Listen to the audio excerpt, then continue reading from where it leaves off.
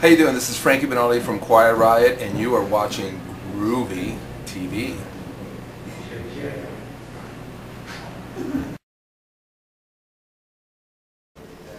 Hey, this is Groovey with Colorado Music Buzz and Hollywood Music TV, and I'm here with Frankie Banali of Riot here at Grizzly Rose in Denver, Colorado. How's it going, man? It's going great. A little colder here than we have in LA, but happy to be back in Colorado at the Grizzly Rose. Nice, nice. It was 5 last night, I think. So tonight's it's tropical. Okay, don't tell me your problems. I'm leaving for LA tomorrow. I don't want to hear your problems. You want to hear mine? I'm not going to tell you my problems. Actually, in this very room, in 1997, Kevin and I got free tattoos from a local tattoo artist. I got this band here, and I got that one here, and Kevin got one, I think it was like above the lion head, this little tribal thing up here, right in this very room. So we've got history and memories here. That's awesome. Yeah, this is a great band. Yeah. Great place. Now, tell me what's the scoop, what's going on with Riot? Well, you know, as everyone I think knows, Kevin DuBrow passed away in 2007. As a matter of fact, yesterday, November 25th, was the 3rd anniversary of his passing. And the last thing I ever expected to do was really to continue Riot. It was never my intention. For the first year, I didn't play any drums, I didn't do any music, I didn't do anything at all. Just you know, went through the grieving process, which still continues through today.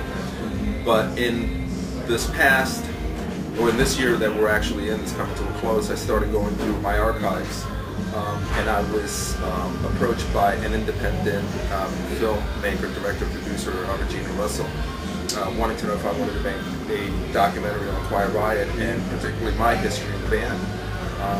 So it kind of forced me to look back at the history of the band, and also my friendship with Kevin, which began, I met Kevin January 30th of 1980 and started playing with him shortly after the beginning of 1981. So it's been sort of, not, I can't say closure, but almost sort of a healing process to get to this point.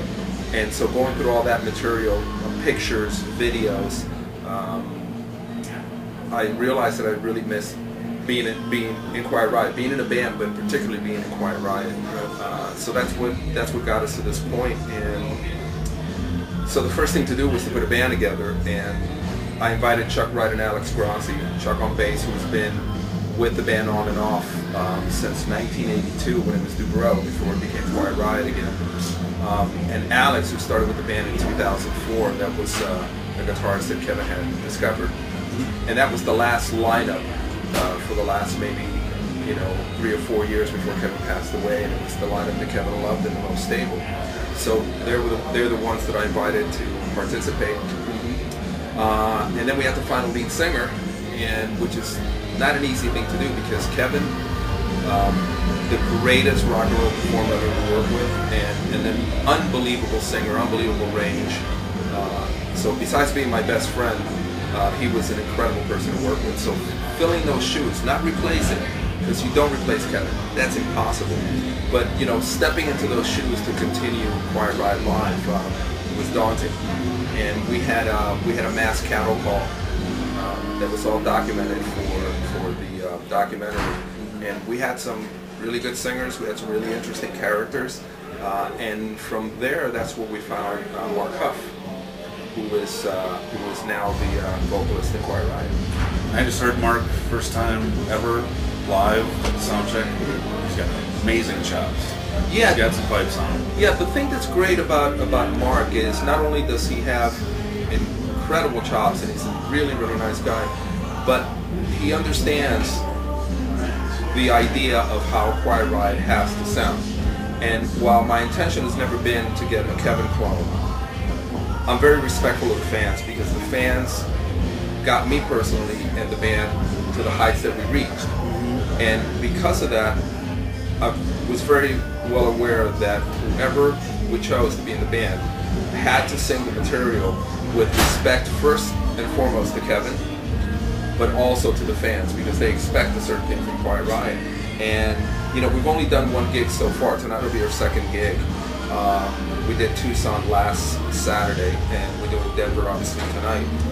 And these are just, we're taking baby steps to see how it works, how it functions. what we want to keep, what we want to change, so that we can continue the history and the legacy of Quiet Riot, and paying due respect to Kevin. Sure. Now, how was last weekend? How was Tucson? It was great. It was just, for me it was very difficult, because you have to understand that for 3 years, until we started the rehearsals for Quiet Riot, I hadn't played any Quiet Riot songs at all. Anytime I got invited to a jam, anytime I got invited to some celebrity thing and they wanted me to come up and play, I would play anything but a Quiet Riot song. Sure. So I hadn't played any Quiet Riot songs for 3 years, and stepping on stage and sitting there behind the drums and looking in front of me after 27 years of seeing Kevin in front of me, that was a very difficult thing for me to do. So it's a work in progress. Sure. I mean, like you said, tonight's the second show. Yeah. And like I said, everything is great. Everything is very positive. It's like anything else. You make adjustments as you go along, because a band like Quiet Riot, and especially having a different person sing those songs, it's not going to be one of those things that you can just walk in and you're gonna have it nailed or perfect. And it was great, but we still need to work and make sure that it's absolutely perfect for the fans. Otherwise, what's the point? Right. Absolutely. Now, we've spoken earlier, did an interview previous to this, hinted that possibly there might be a new album in the being worked on in the process. There's definitely going to be a new Quiet Riot record, because I think it's important. You know, one of the things that Quiet Riot always strived for was to stay current in the business, to continue moving forward.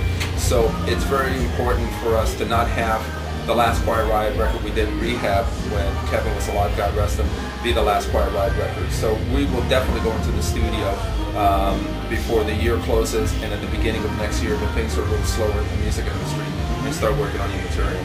Right on. Any ideas cooking right now for some songs yet? This is what I'm going to tell you about that. Nothing. Dang it. I was going for the scoop and got sideswiped. Nothing. I'm going to tell you nothing. I'll send you an advance copy. Alright, well that's a good deal. That's a deal. Alright, now what about tours? Where are you heading in the new year? Well, we're gonna do some dates in Los Angeles to sort of get our Los Angeles legs going, and so right now we're looking at a lot of different dates in the States, possibly summer package tours, and definitely some international touring. So, but like I said, you know, I'm not gonna rush it. I want to make sure that everything is right. I want to make sure the band is happy. Because if the band is happy with what we're doing musically, then we can give the best show to the audience, then the audience is happy. Absolutely. Now, is there any other plans coming up? Possible DVDs or anything in some of these shows? I don't know about some of these shows. You know, we filmed the Tucson show, and I'm pretty sure that we're going to film the Los Angeles and through Los Angeles area shows. Okay. Like I said, my main concentration right now is Quiet Riot Live and the Quiet Riot documentary. Absolutely. And those are my two focuses right now. And that's more than enough. And the documentary, that's all being put together as we speak. Interviews, we keep doing interviews with different musicians, both musicians that have been in the band or musicians that have some kind of connection to Quiet Riot, managers, girlfriends, wives, everything all the way down the line. That's awesome. And I think that above and beyond the documentary, probably at some point, because I have 30 years worth of recorded video material, at some point I'm sure that I'll be releasing sort of a retrospective on Quiet Riot, because with a documentary you can only do an hour and a half, 2 hours, so there's just so much. If that gets released and everything goes great, then of course there'll be bonus tracks on a DVD, but for the actual theater presentation, you only have X amount of time. Sure. That makes perfect sense.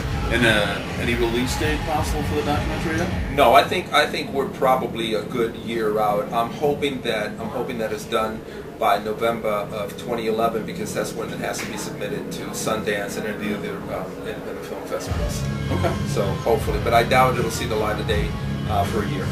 Okay. I'm excited to see it. I'm excited for you to see it. I'm excited for everyone to see it. Because you're a groovy guy, and it's going to be a groovy documentary. It's going to be way groovy. Alright, there's one last question. Okay. It's the survey question. Okay. We ask everyone coming through town this question. Okay. It's painful. Okay. what is the most embarrassing song you're willing to admit on camera? When it comes on, you dance around like an idiot. And you're completely embarrassed that you're doing it. I think that would have to be the wonderful dance tune by the great song and dance master Frank Zappa, Dancing Fool.